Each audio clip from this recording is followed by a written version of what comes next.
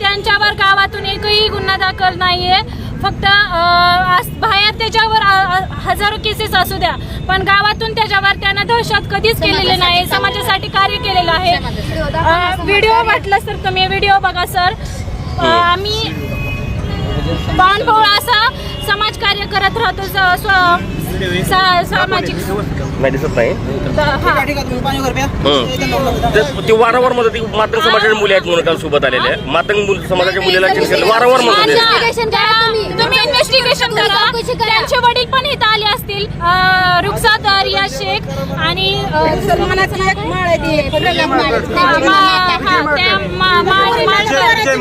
विजय माळकर यांची एक मुलगी आहे. त्यांची तुम्ही चौकशी करावी एवढीच माझी विनंती आहे. त्यांना कोर्टात घेऊन विचारावं, तुला कधी मेसेज पाठवलाय. माझ्या नवऱ्यानं जर मेसेज पाठवला असेल तर मी स्वतः माझ्या नवऱ्याला त्याच्या विरुद्ध उभा राहण्याचा मी ठामपणे तुम्हाला आश्वासन देते. पण तुम्ही त्या मुलींची चौकशी करावी हीच माझी तुमची विनंती आहे. तुमच्या भीतीला आज पूर्ण गाव दहशतीमध्ये असल्याचं म्हणणं आहे. तुमचे अवैध धंदे आहेत. आमचे अवैध धंदे नाहीत. आमच्याकडे शेती नाही. आम्ही त्यांची स्वतःचे जेवढे गावकऱ्यांचं खाते ते आलेले अनुदान, गोरगरिबांचं अनुदान खात्यात आणि स्वतःच्याच प्रॉपर्टी घरा भरून आम्हाला त्रास देते. तुमचं नाव सांगा. माझं नाव आश्लेषा पवन पवार. त्यांनी काय मुलींची छेडछाड केली.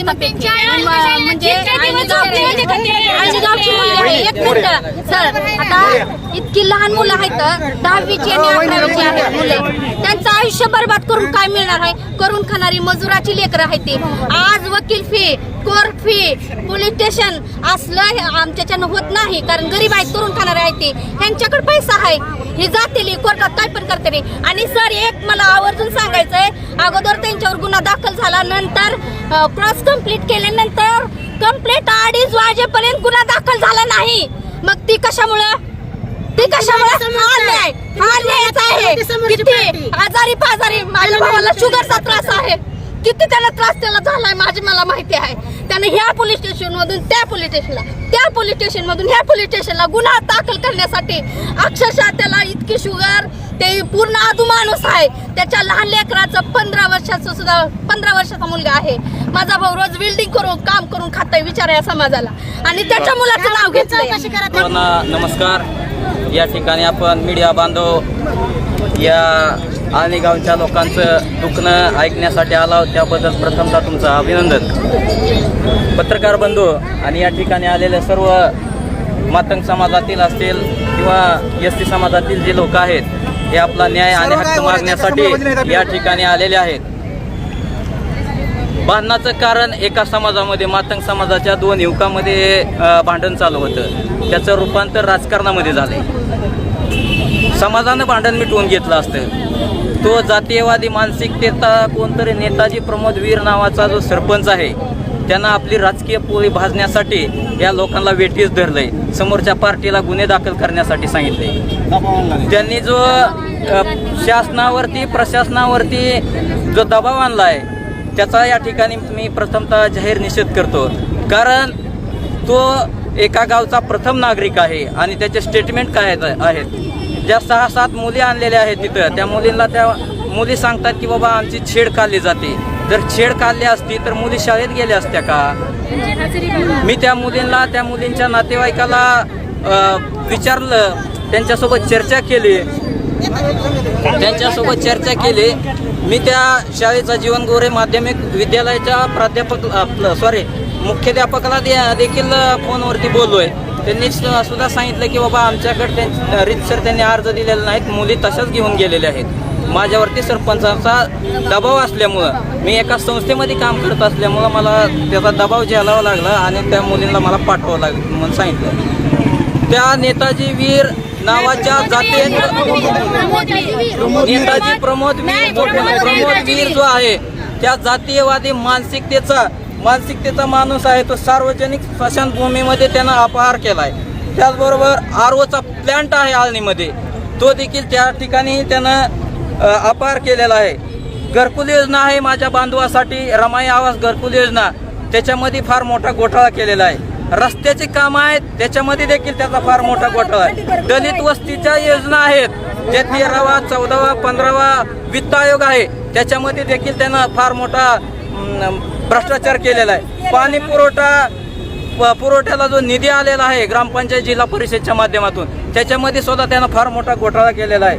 वित्त आयोगाची कामं असतील, रस्त्याचे बेकायदेशीर कंत्राट आहेत आणि सगळ्यात महत्त्वाचं या जिल्ह्याच्या मायबापानं म्हणजे जिल्हाधिकारी साहेबांनी या ठिकाणी असणारे कला केंद्र जे आहेत आणि एडसीआर रोडवरती ते सील केलेले आहेत. त्याच्यामध्ये त्याचं एक कला केंद्र आहे. त्याचं या तेरच्या रोडला कुठंतरी बेकायदेशीर खडी केंद्र आहे. हे असं इतकं अमाऊस याच्याकडे असताना त्यांना जाणीवपूर्वक माझ्या मातंग समाजाला, माझ्या आया बहिणींना टार्गेट करण्याचं कारण काय? तर येणाऱ्या निवडणुका 2-4 महिन्यावर आलेल्या आहेत. त्या निवडणुकीमध्ये SC समाजाला, SC महिलेच्या प्रवर्गाला आरक्षित सरपंच पद पडलेला असल्यामुळं त्यांना जाणीवपूर्वक यांना टॉर्चर केलेला आहे. राहिला प्रश्न पवन पवळचा कुणाला तकलीफ आहे का? तुम्ही शाळेवरती जावा. त्यांना 1 ऑगस्ट रोजी दरवर्षी शाळेला साहित्य वाटप करतोय, गावासाठी रक्तदान शिबिर घेतोय, अनेक प्रकारचे सामाजिक उपक्रम त्यांना राबवित असताना त्या गावामध्ये त्याच्यावरती एक तरी गुन्हा दाखल आहे का हे मला प्रथमतः सांगा. त्याचे सगळे व्हिडिओ आहेत, हे सगळे व्हिडिओ आहेत. त्यांना कुठल्या मुलीला छेडलंय का ते मला दाखवा. त्यांना कुणाच्या बाप काय बोललंय का, कुणाचं वाईट व्हावा हा हेतू आहे का त्याचा ते दाखवा. अरे विनाकारण तुम्ही त्याला का म्हणून टार्गेट? माझी मागणी आहे की ते या इथल्या पोलीस प्रशासनाने, SP साहेब, कलेक्टर साहेब यांनी या जातीय मानसिकतेच्या प्रमोद वीर नावाच्या व्यक्तीनं गावामध्ये दहशत पसरवण्याचं काम केलंय. त्याला तात्काळ अटक करून त्याच्यावर ॲट्रॉसिटी ऍक्ट कायद्याचा गुन्हा दाखल करावा. कारण तो त्या आळणी गावचा प्रथम नागरिक असल्यामुळे त्याच्यावर ॲट्रॉसिटी ऍक्ट प्रमाणे गुन्हा दाखल नाही झाला तर लघुची शक्ती सेनेच्या स्टाईलमध्ये त्या भाडव्याला काय करायचं ते आम्ही संघटनेच्या माध्यमातून मातंग समाजामध्ये तेढ निर्माण केली आणि मागं भांडण लावून ठेवले. दुसरं काही नाही. त्यांची राजकीय पोळी भागण्यासाठी फक्त जातीचा वापर केला त्यांनी. आणि एक मिनिट, माझं एक हात जोडून निवेदन आहे. काय गेल्या वर्षी 1 ऑगस्टला पवन पवळने काय काय कार्य केलंय ते सरपंचाला माहिती. ते स्वतः होते, फक्त टार्गेट केलं. एखाद्या मांगाचा मुलगा स्वतः जीवनराबोरा विद्यालयामध्ये मुलीला फसवून आणलेला आहे की ह्याच्याबद्दल तुम्ही खोटे साक्ष द्या. एखाद्या मांगाचा मुलगा पुढे जात आहे, त्याला मागं कसं ओढायचं फक्त वीर लोकांनी ठरवलेलं आहे. त्यांचा स्वतःचा शिक्षण आहे. मुली सगळ्या पळवून आणलेल्या आहेत. त्या मुलीची तुम्ही चौकशी करावी हीच माझी विनंती आहे. आणि ती जर चौकशी नाही झाली तर मी स्वतः आत्मदहन करण्याचा प्रयत्न करणार. आणि हीच माझी मुख्यमंत्री देवेंद्र फडणवीस पाहिजे ना. मातंग समाजाच्या माणसाला आमच्यात आमचे भांडणं लावलेत, मातंग समाजामध्ये भांडणं लावलेत.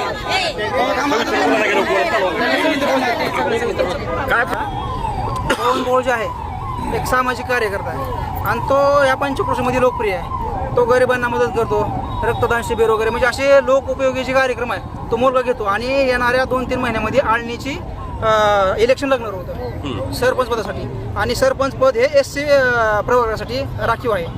मग ह्याच्यातून सर्व लोकांनी, सर्व समाज लोकांनी, सगळ्या गावकऱ्यांनी एक ठराव घेऊन पवन पवळ यांना उभा करून सरपंच पदावर निवडून देण्याचं ठरवलेलं आहे सगळ्यांनी. मग ह्या लोकांना, हे जे प्रस्थापित लोक आहेत गावातली, ह्या लोकांना हा पवन पवळ नको आहे, त्या पदावर नको आहे, हा एक दलित मुलगा ह्या पदावर नको ह्यांना. मग त्याच्यावर विविध प्रकारचे आरोप करून अक्षरशः त्यांनी 8वी 9वीच्या मुलींचा वापर करून, शाळकरी मुलींचा वापर करून, शाळेमधल्या मुलींचा वापर करून त्यांनी त्याच्यावर गुन्हे दाखल करा म्हणून काल झुंडशाहीनं या ठिकाणी येऊन SP ऑफिसला येऊन या ठिकाणी त्यांनी आंदोलन केले होते.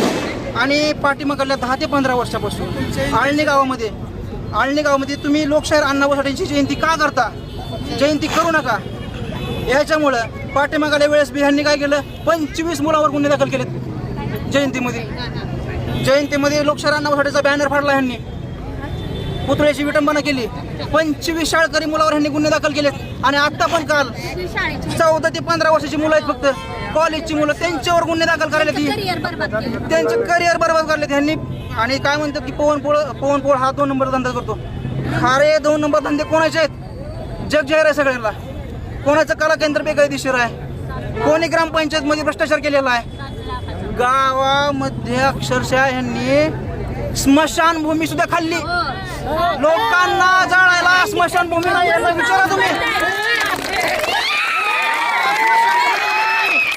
आणि अजून काय म्हणते ती माहिती आहे का? झुंडेशाहीने येऊन आम्ही नामांतराच्या वेळेस ज्या पद्धतीने तुम्हाला गावामध्ये मागा मारायला आम्ही मारहाण केलेली आहे, त्याच पद्धतीने तुम्हाला ह्या पण वेळेस घरामध्ये घुसून आम्ही तुम्हाला मारू. मागणी काय?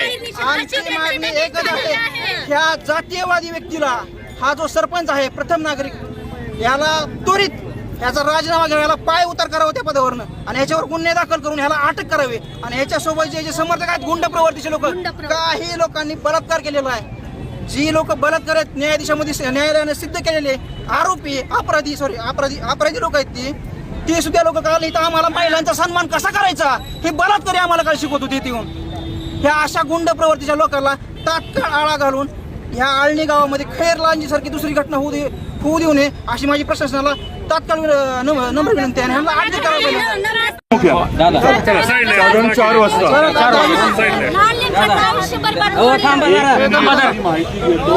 4-4:30 वाजता भेटू.